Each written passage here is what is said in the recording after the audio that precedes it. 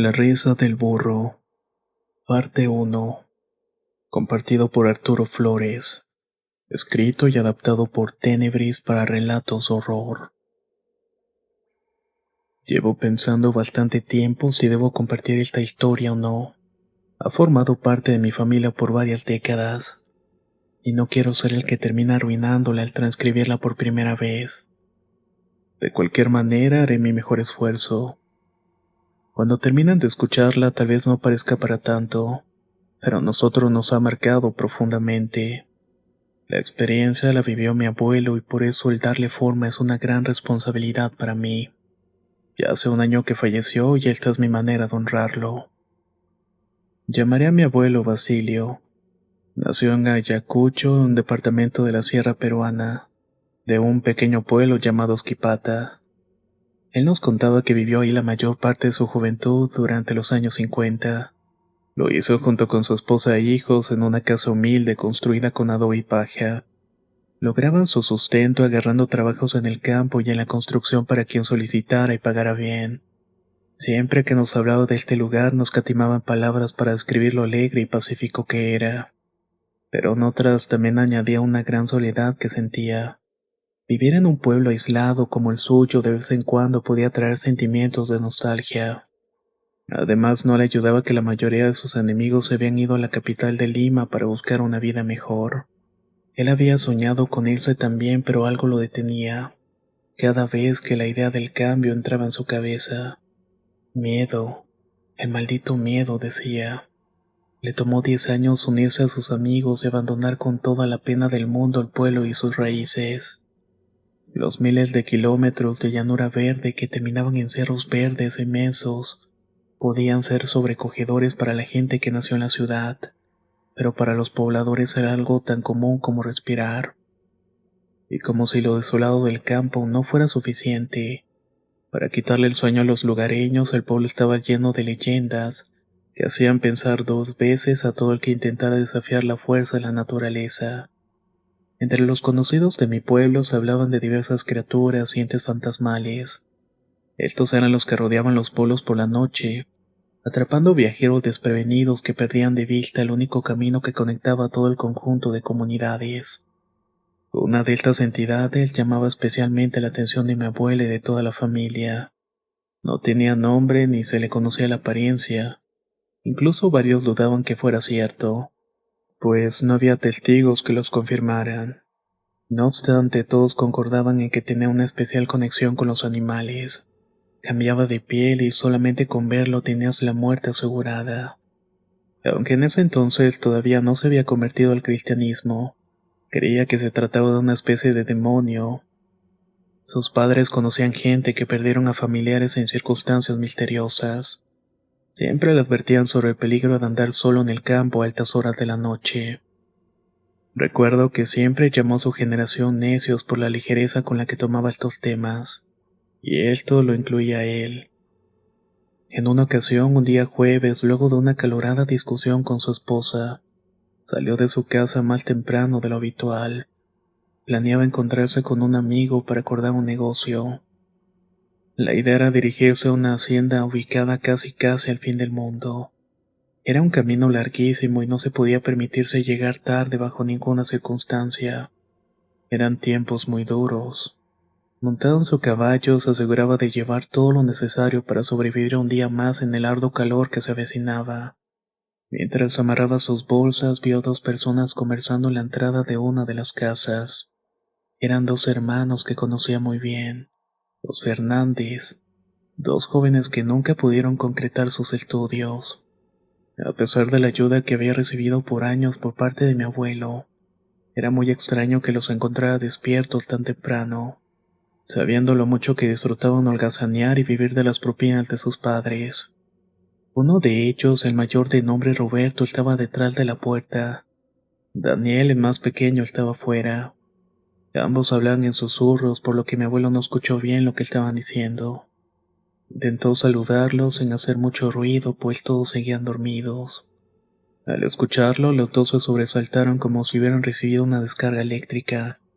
Mi abuelo les preguntó qué hacían despiertos tan temprano y lo que le respondió se quedó grabado en la memoria.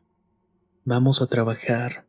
Sin agregar algo más, uno se encerró y el otro se metió por un callejón para perderse en la oscuridad. Durante el resto de su camino, mi abuelo no pensó en otra cosa que en los hermanos. Estuvo todo el viaje entretenido, haciendo chistes sobre ellos y contándoselos a su caballo. Llegó a la puerta de la hacienda cuando el sol empezaba a asomarse. Sus paredes eran de color rojizo que con sus rayos del sol creaban un efecto que hipnotizaba a mi abuelito con solo darle una mirada. Quizás eso hizo soportable la espera de su amigo Antonio durante media hora. Cuando esto llegó, no discutieron ni dijeron palabra alguna. Intercambiaron los objetos de valor que tenían. Mi abuelo, un reloj sencillo, pero cuando me contaba esta historia ya no recordaba qué es lo que obtuvo a cambio. Mientras esperaban a que se abrieran las puertas, intentaron hacer conversación. Antonio no dejó el tema del trato que recibirían por parte del señor Ortega, quien se trataba del dueño de la hacienda. Esa era la charla de todos los días. Nadie quería al patrón. Sin embargo, tampoco se atrevían a levantar la voz y rebelarse.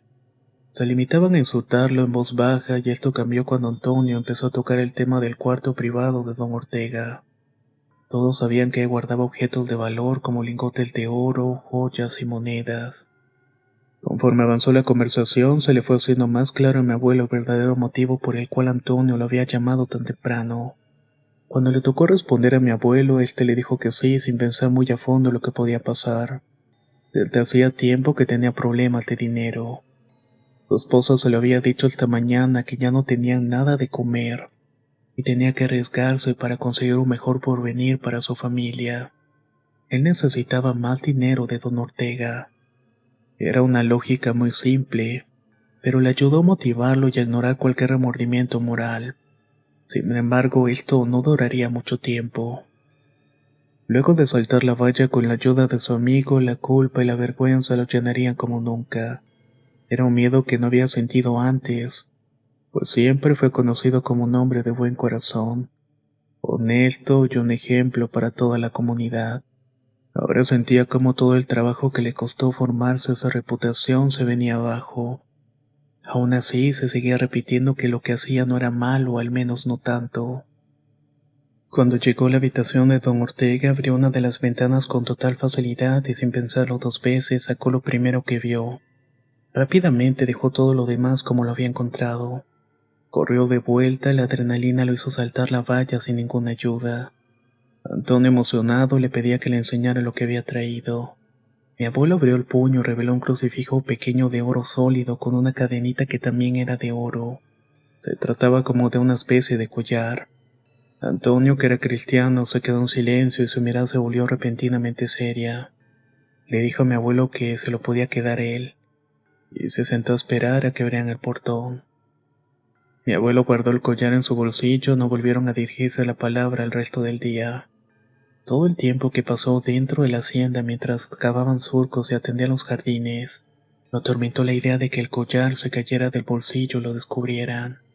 Sus amigos lo notaron tan mal y pensativo que parecía enfermo, pero solamente era un malestar que le causaba aquel miedo tan intenso. Llegada la tarde, al final de la jornada, mi abuelo fue el primero a montar su caballo y salir de la hacienda. Estaba aliviado de haber sobrevivido al martirio. No esperó que sus amigos lo acompañaran como en otras ocasiones, todo por la desesperación de llegar a su casa lo antes posible. En el camino de regreso sintió algo de esperanza por el futuro que le esperaba y empezó a hacer planes para empeñar el crucifijo. Pensó que por fin podría irse de la capital para darle una buena vida a su familia. El sol se había ocultado por completo cuando sintió un sueño muy profundo. Completamente solo en medio de la infinidad del campo apenas iluminado por la luna, batallaba por no quedarse dormido. Y lo único que se escuchaba entre tanto silencio era el suave trote de su caballo como la tierra del camino. Pero aquella paz no duraría mucho. A lo lejos se escuchó un sonido que empezó a aumentar. Al voltear a verlo reconoció dos luces que se acercaban rápidamente desde lo alto del cerro. Temblaban y saltaban juntas. Entonces reconoció el sonido de las patas del caballo y empezó a darle de golpes al suyo para que avanzara más rápido. Pensó que se trataban de ladrones, por lo que buscó entre sus cosas el revólver que siempre llevaba consigo. Sin embargo, la silueta de los jinetes no tardaron en alcanzarlo a pesar de la desesperación de su caballo que intentaba huir. En ese momento de la historia, mi abuelito se voltea y se levanta el cabello para mostrarme la cicatriz que tenía en la cabeza. Luego me dice lo siguiente: uno de esos malditos me dio con un palo de clavos en la cabeza. Me dio tan fuerte que me dejó esta cicatriz. Aturdido por el golpe, mi abuelo no se había percatado de que cayó del caballo, y este se estaba alejando corriendo hacia el oscuro de la noche. Uno de los jinetes se apió de su caballo y se acercó a mi abuelo. Él creyó que lo iban a matar para llevarse sus cosas, por eso intentó pelear, pero el jinete lo sostuvo y luego se acercó al otro para ayudarlo. Lo fueron calmando con sonidos iguales a los que les hacen a los animales. Después se quitaron las máscaras. Mi abuelo finalmente se tranquilizó al darse cuenta de que eran los hermanos Fernández.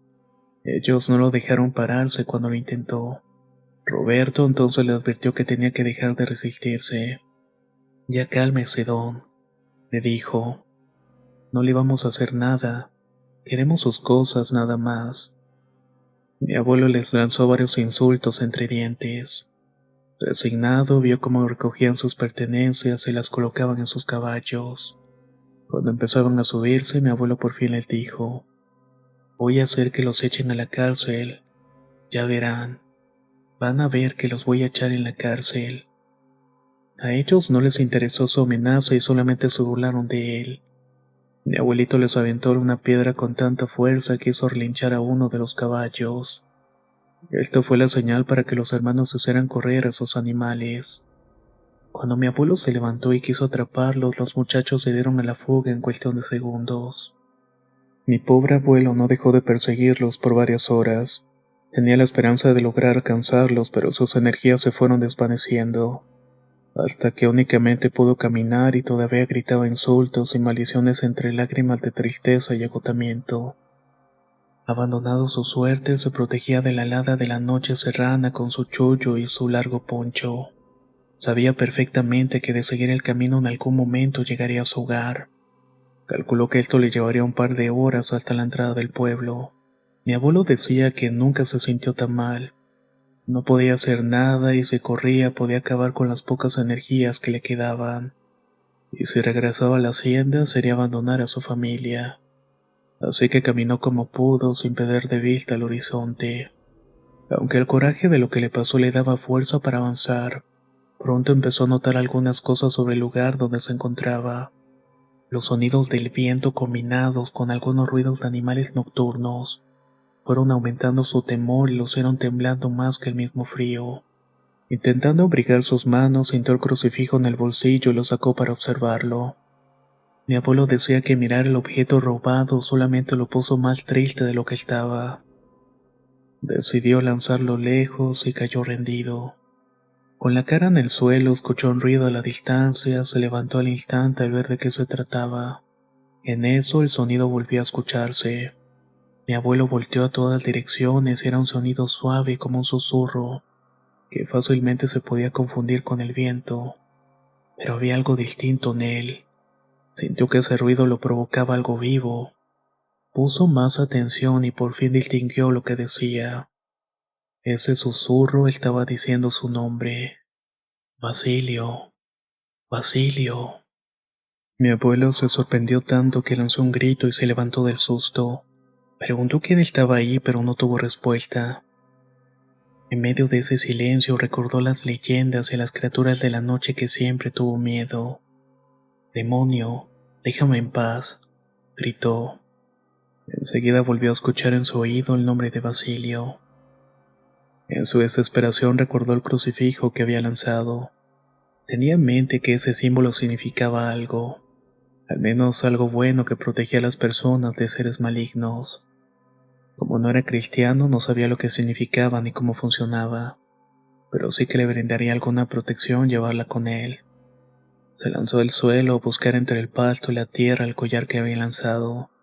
Ahí volvió a escuchar, pero con más fuerza, su nombre: Basilio, Basilio.